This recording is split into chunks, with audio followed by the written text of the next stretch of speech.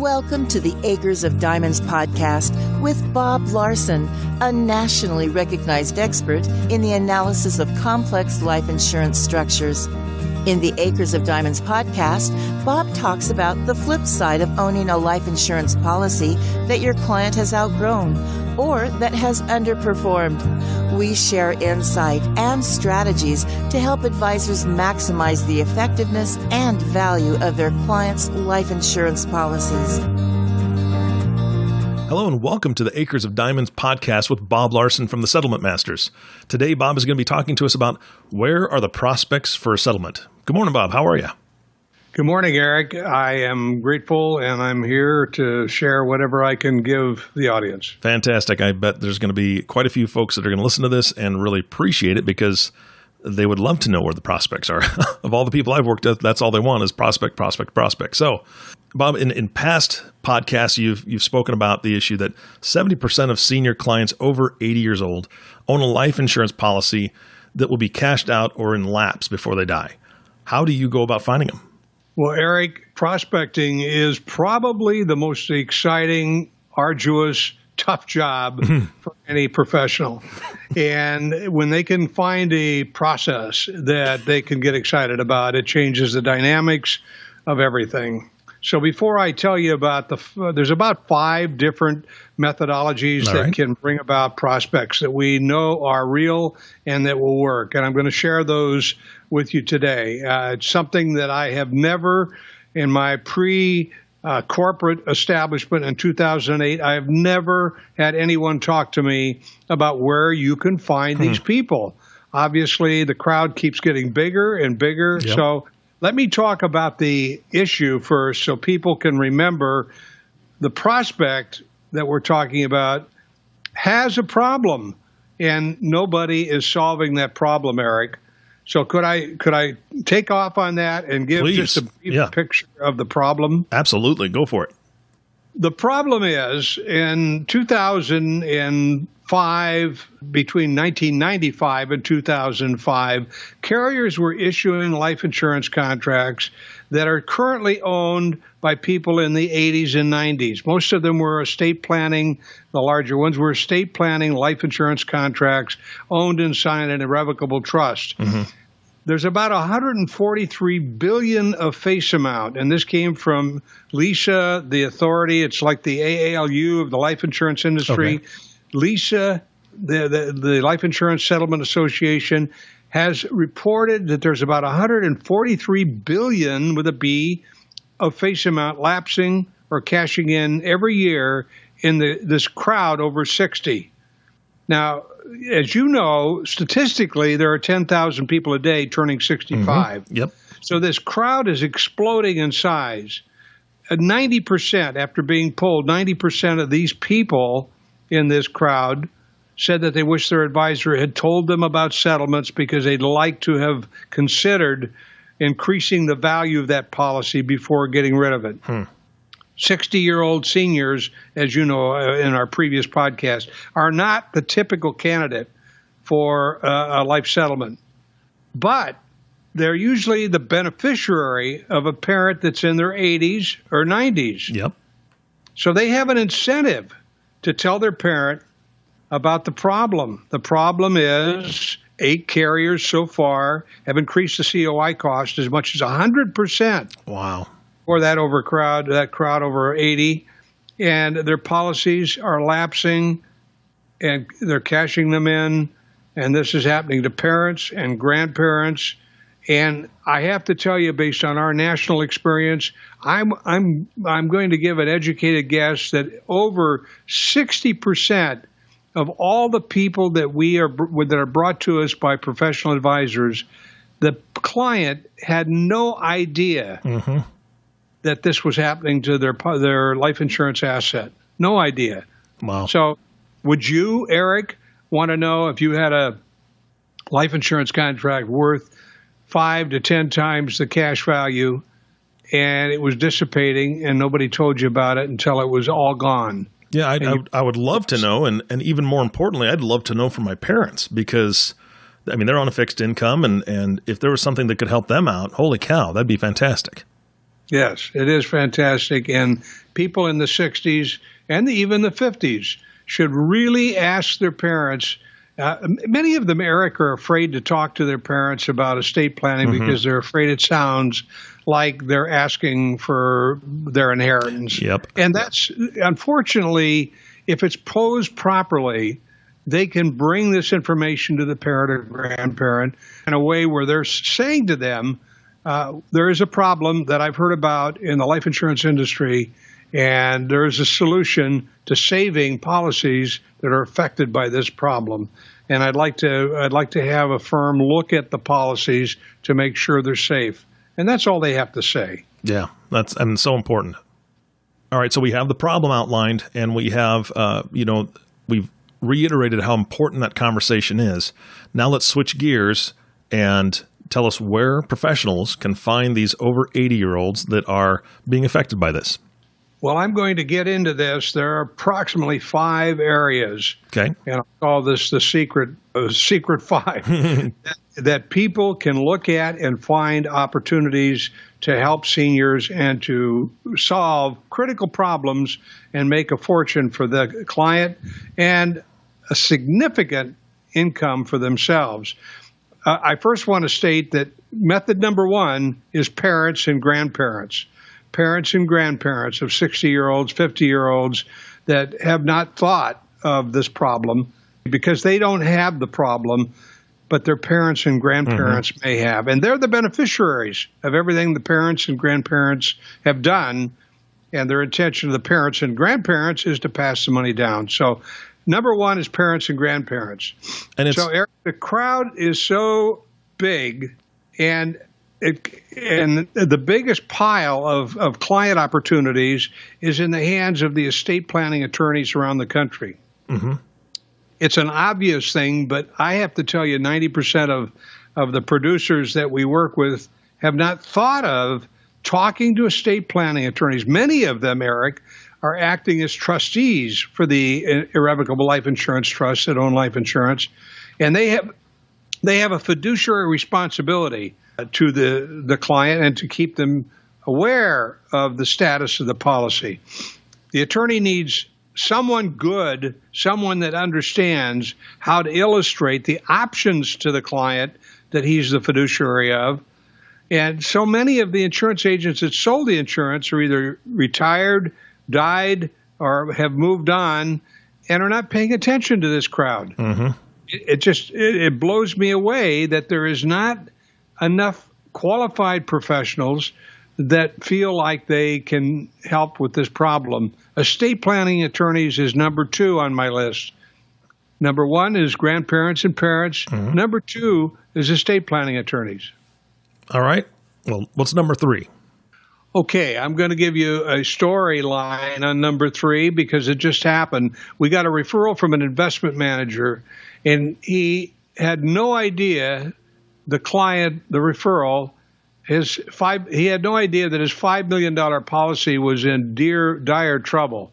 We were brought in by the investment manager after I gave him the review of our compliant process, and he asked us to review what the client could do to handle his policy or save his policy. After complete analysis, and we do this by looking at everything we can do to help a client keep their policy. I have to say, humbly, nobody does this in the industry. Our firm has a compliance department that by doing this, people that have the policy that's really in trouble want to do business with us. They want us, they trust us because we have a method when we're supporting advisors to help them look at everything they can do to keep their policy. When we were brought in, the client was paying $80,000 a year to keep the policy in force. He had no idea that the cost of insurance had increased. He had no idea that the interest rate on the policy had gone down, therefore requiring more money. When we ran in-force illustrations, and those on the line will know what an in-force illustration is, it's a carrier's current picture of keeping the policy to age 100. It required not $80,000, but starting right now, Eric, it required $270,000 a year to keep that policy in force. That's crazy. That's unbelievable. Yeah, he was not happy. I wouldn't think so. Yeah. So what happened is we showed him all the ways to keep it, and the one way was to reduce the face amount, no more premium. That wasn't a good suggestion. We showed him everything we could do. We worked and tailored the policy with the carrier, and there was nothing that we could do that would keep it in force to 100 other than him paying $270,000 a year. So we went into the market. Now, all that preliminary work takes less than a week to get that information together. Okay. So we knew within a week that this guy had a problem, and we didn't know how to solve it other than him paying $270,000 a year. So we got in the market. Now, what I mean by that, we're a licensed broker, and we license ourselves in every state that we have a case. And we got into the market, and the market is comprised of providers that are managers of the policy funds, and we negotiate with numerous policy funds to come up with the fair market value. Now, the bidding is when we put this together with his health history, we are able to send to the provider who knows exactly what he's looking for. He knows exactly what kind of policy to buy based on the life expectancy of the client, and that's based on the medical information, and the policy premium that they need to pay to keep it to age 100. And in those, with that information, they get into a bidding, just like it would be in a real estate seller's market, where people have an offer, then they have another offer, and people want the house, and it creates somewhat of a minor frenzy where the funds see this policy. If it's a good match, they see it as something they want to buy as an investment for their fund.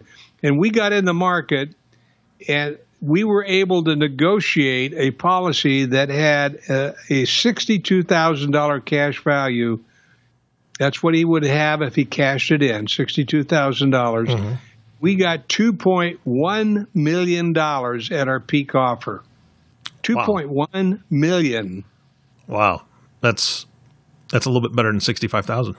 Yeah, $62,000. It's a lot better than $62,000. And as a result, obviously, the investment manager looked good because he did a compliance process, and we came back in and created real value. This was a big win for the client. And I have to tell you, the investment manager looked like someone that was doing extraordinarily deep added value work.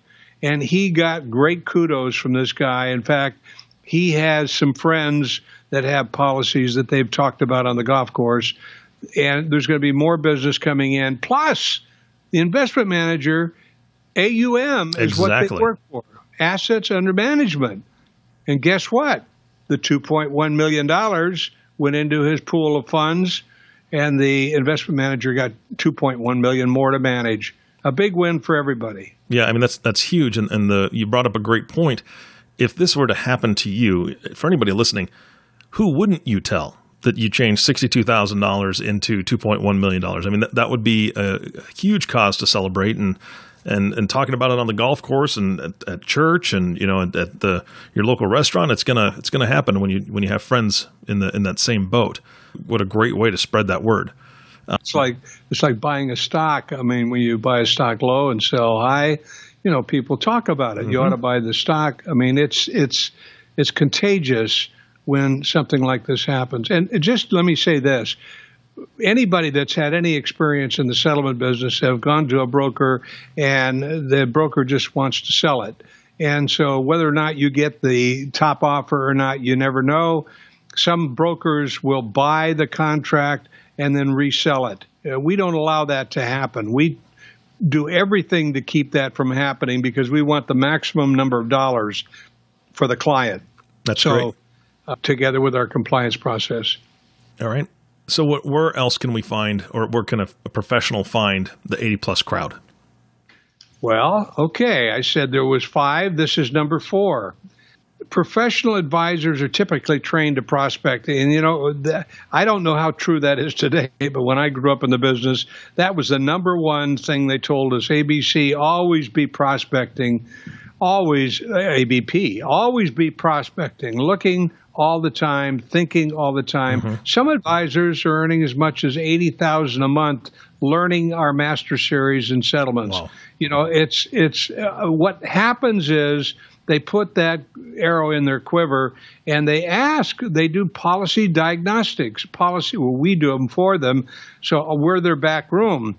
So it seems obvious to me sometimes, and the obvious is not obvious to many professional advisors. Prospecting isn't something they do. Some of them have clients come to them.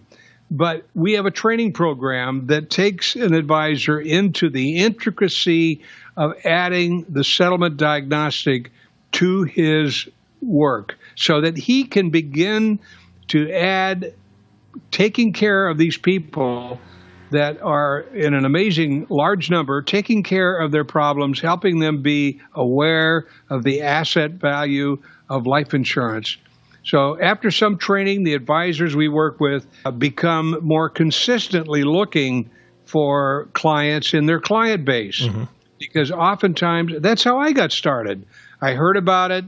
I went to a broker in 2003, 2002, and I began to understand the problem. I saw clients that had done good estate planning, and they had no more need for the life insurance. I saw clients whose policies were not working. We even had some clients, Eric, that had a policy that could be sold, and they were still insurable. We have one right now in 2018 that this is happening for a $10 million contract. It's rare, but it does happen when we're able to sell a contract and get a new contract issued that's more favorable. So that's in the mix also. So with a training, all of a sudden the advisors begin to look at this 60 to 80 crowd all as sources or prospects themselves. And we invite the advisor to a webcast training that we conduct on a regular basis that drives new business, and it shows them what to say, who to talk to. We even give mailers helping them develop this fine art, this jewel, this diamond in the rough that advisors need to know about right now. Mm-hmm. It's becoming more and more aware to the professional community. I know we're not done with the podcast yet, Bob, but you mentioned the training and everything. Can you just tell them how to contact you if they're interested and they're hearing it right now? Tell them how to contact you for that training or the webcast. Yeah, our training is uniquely put together for the specific purpose to learn how to talk to and open up cases in the settlement, the policy diagnostic, the settlement world.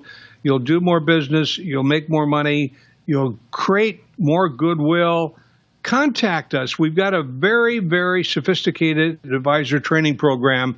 Diana Kyle is my professional relationship director, and she's the liaison between my executive team and our top advisors. Call us at 877-927-7243 and ask for Diana Kyle, our professional relationship director. She is the one that makes sure our top advisors are taken through the process, and trust me, we'll help you in all areas of your business. That's 877-927-7243. All right. Now, Bob, some of the things that you've said, kind of how you've described it to me, it seems fairly easy to find these candidates. So why are so many advisors finding it difficult? Well, Eric, nothing seems easy unless you see the opportunity as a career profit center and you create an unusual service opportunity for the client. Once you believe that you've got a process that the client will win by, and we show you where the prospects are and how to get to them and what to say, all of a sudden it takes away the stress. When you believe in something, it shows. When you don't believe in something, it also shows. So I'm telling you, the kind of things that we've been able to help clients with have made us feel good, the advisor feel ecstatic, and the client so appreciative and grateful. Like, for an example, the firm in Fresno that was in dire need in 2008, the year we incorporated Settlement Masters, and we were able to sell term contracts and provide the money to create a national catalog, which has changed the entire course of his company. That to me felt so good. Another client wanted to have her son have the money now instead of when she died. And so we sold the contracts that she had after we did everything to show her what to keep them. Mm-hmm. We sold them and gave the money to the son, which she requested. And today, his portfolio of real estate exceeds the value of the life insurance. Wow. I mean, there's so many examples over the years that I can tell you that people are excited about and now believe they really have they have the faith. But like all other methods of prospecting, you need to set up a process that you do consistently, because you can believe all day long and not do anything about it. Today's the day of completion, and you've got to make sure that today you can count your pelts. I had a mentor many years ago that said, Larsen, he was from New Orleans, Larsen, don't tell me how many sales you made, show me the pelts. He'd always relate it to a tracker, I guess. You got to be able to do something, and every day make sure that something creates something closer to the prospect world that you're in, and settlements should be in your quiver. It's like in my podcast on the Acres of Diamonds that we did some weeks ago. The 80-year-old crowd gets bigger every day. Every day. Yeah. 10,000 65-year-olds have their birthday today. Wow. 65-year-old birthday. 80-year-old diamonds are everywhere. Every one of those, well, not all of them, but most of those people have a parent. And most of those parents have a life insurance contract. Prospecting is fun. And when it starts working, it's like the gold rush. Yeah. The funny thing about policy evaluation or diagnostic, it opens the door to other sales, Eric. Yep. It opens the door for term insurance sales, money under management, AUM, long-term care, which these people direly need. Absolutely. In retirement, but oftentimes don't have the money to pay for it. Okay, Bob, we're getting low on time. I don't want to interrupt, but you've given us 4, and I know you said there's 5. So what's the 5th one? Okay. Eric, business brokers that sell businesses. Buying businesses is an incredible source. People that sell businesses and buy businesses for clients have clients that have old key man policies, old buy and sell policies. Let me tell you a quick story. Back in 2004, this is what ignited my interest in the settlement world. KPMG came to me to ask us to review a policy on a client selling a business. The client was taking his key man policy as a part of the sale. Many of you are participating in that kind of thing. The policy had a cash value of $238,000, and it was a $30 million key man policy that he was taking with him. They were asking us to review it. We reviewed the policy, showed him all the ways he could do to keep the policy. Then he told us, watch my lips, we don't want to keep the policy. We went into the bidding process, and we received the high bid after it takes 10 days to get to the high bid, a high bid of $6 million on a $10 million policy. Oh, wow. Now he was going to cash it in for $238. He got $6 million, which is better. Yeah, I'm going to take the $6 million, Bob. That's an example of the kind of diamonds that are out there if we get excited about it and put some effort in the process. My team will help any professional that wants to find diamonds in this market. Business brokers is number 5, and I tell you that the opportunities are unbelievable. All right, so let's give those next steps again for those advisors who want to be on the front of this wave of seniors with this financial problem. What are those next steps to get a hold of you? The next step is to call Settlement Masters. And when you call us, make sure that you ask for Diana Kyle. And when you call 877-927-7243.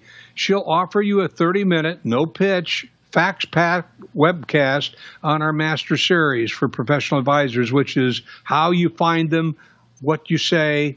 I think you'll find it to be valuable, and it will all alter your business. You'll get a process for the client. You'll get a process for CPAs, attorneys, business brokers, trust officers that'll drive new business. We do all the heavy lifting, Eric. We give the advisor E&O.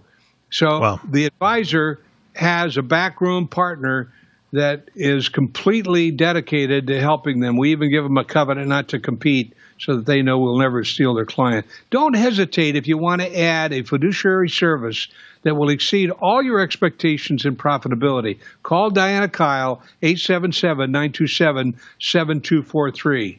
That is great information, Bob. This was a fantastic podcast. In fact, I'm going to call it the Fantastic Five. I hope you don't mind. I think that that works out pretty well for 5 different things, 5 different areas to find prospects in. Do you have any closing thoughts for us before we end today? Every day I start my day with the same poem. So you've heard it before, but drum it into your mind. On the plains of hesitation, bleak the bones of countless millions, that on the dawn of victory they sat down to wait, and there they died. Thank you for listening to today's Acres of Diamond podcast with Bob Larsen. If you have not subscribed to the podcast yet, please click the subscribe now button below. This way, when Bob comes out with a new podcast, it'll show up directly on your listening device. It also makes it very easy to share these podcasts with your friends and family, and that is something that makes it even easier to get those prospects. If you know somebody, share this podcast with them, and it'll get them thinking. Thanks again for listening. For everyone at Settlement Masters, this is Eric Johnson reminding you to live your best day every day. And we'll see you next time. Thank you for listening to the Acres of Diamonds podcast. Click the subscribe button below to be notified when new episodes become available. The content has been made available for informational and educational purposes only. The content is not intended to be a substitute for professional investing advice. Always seek the advice of your financial advisor or other qualified financial service provider with any questions you may have regarding your investment planning.